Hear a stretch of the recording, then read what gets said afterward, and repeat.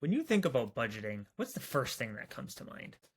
Is it about restriction or feeling guilty on the things that you just spent a bunch of money on that you probably shouldn't have? Or living like a monk where you don't use money, you live off of nature, you build everything yourself? And that's no disrespect to monks. They live an incredible lifestyle. Sometimes I think I would have been a monk in a different life. But if those are the things that come to mind, then you've been taught wrong about how to think about budgeting. So let's flip the script. Let's make budgeting about how do you allocate money so that you can live your best life. So first, let's bust a couple of myths. Budgeting doesn't mean you don't get to have any fun.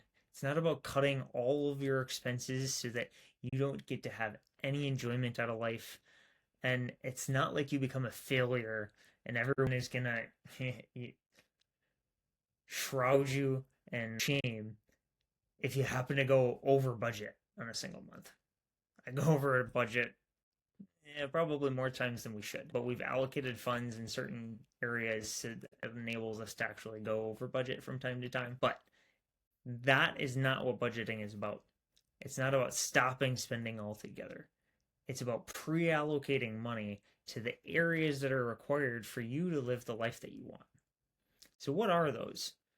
There are three major buckets if you think about starting to create your own budget for yourself. And I'm going to use a template here. Move right over here. That out of the way.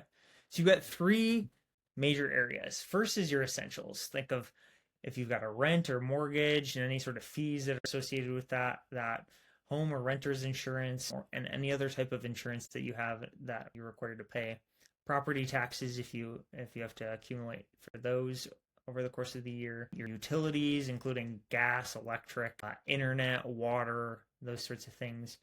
Most people, at least in the US, if you're an adult, don't live without a cell phone these days. The majority of the population has at least one, if not two, in their pocket. Any sort of car expenses that you might need to pre-allocate for maintenance and other things, auto insurance, all this type of stuff. Stuff that if you don't allocate money for it, you're going to be hurting, you're going to be suffering in certain areas of your life to actually just operate on a day-to-day basis. Next, you've got goals that you want to be saving for. It might be saving for that big house purchase if you are looking to buy. You might be putting some money in the market and doing some investing for yourself to help create a bunch of passive income or at least gain a bunch of equity and learn how to drive and run companies. You might be paying off debt. And I'm going to scroll down here. So in this template that I use with folks, we also ask them to just document all of the different types of debt that they might have. It might be a line of credit with the bank. If they have multiple credit cards, what are those credit cards? What's the actual balance on them and the payments? Auto loans that you might have, medical loans, student loans, or any other type of note that you may be paying money back to a lender on. And you may have goals to pay those back in a certain period of time. So you want to make sure you've identified what they are, document them, and then eventually you build a plan for how do you go about paying that off. So accounting for those types of things. And then lastly, your fun budget. Travel, hobbies that you might have if you're involved in like clubs, or your kids are involved in clubs. If you like to go to the gym, like myself, I like to train Brazilian Jiu-Jitsu here and there. If you like to eat out a lot, you want to allocate some money for that as well. So you've got your groceries, but then you're dining out.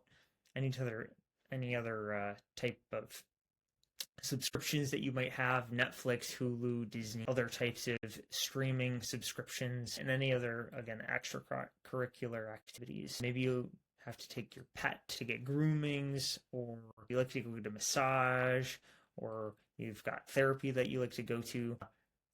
Just capturing all of those things, those are another bucket. And some of those are fun activities, some of them just might be necessity activities for you. The point is you've got three different buckets. You've got the things that you actually have to live. What things are you working towards future state of who you want to become, and then stuff that makes life enjoyable. And you need all three. And they may not always be balanced, but at least when you look at creating a budget, then you know how much money needs to go in each of those areas for you to continue to live and operate. And over time, I mean, with learning different skills, you can shift where that money goes. I mean, if you think about like people that are in the ultra wealthy bucket, they've got the essentials are more than likely stuff that is a much lower portion of their monthly operating budget on a personal basis compared to what the average person might have, right? It might be a small percentage, like 5-10%, some even less, that are required for them to actually live on a day-to-day basis. And so they have a lot more money to go in other buckets that they're allowed to do. And it might be in real estate, business ventures that they're involved in, that sort of thing. So that's what we want to think about, is just pre-allocating the funds that you're required to get and live the life that you want. And if you're not living the life that you want, how do we get from where you are to where you want to be? And when we think about it, money is really just a tool to help us create the life that we want. It's a tool to help us create the freedom that we want in our life. It's not meant to be a punishment. And if you happen to go over on a month-to-month basis, it's okay. You want to be measuring yourself over the long term, not the short term. You may have months where you go over budget, and you may have months where you're way under budget, which allows you to build up your savings for some of these other activities in the future. So if you've been dreading budgets, it's because you've been taught how to think about them wrong. We want to reframe this as a tool for freedom, a tool to help you create the life that you want, and for you to never feel broke again.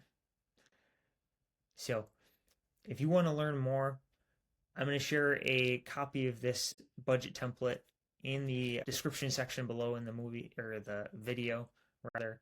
And if you want more tips on finance and budgeting and business strategy, check out the school community that I'm working on building out called Raising Capital. We'd love to have you, and we'll see you in the next video.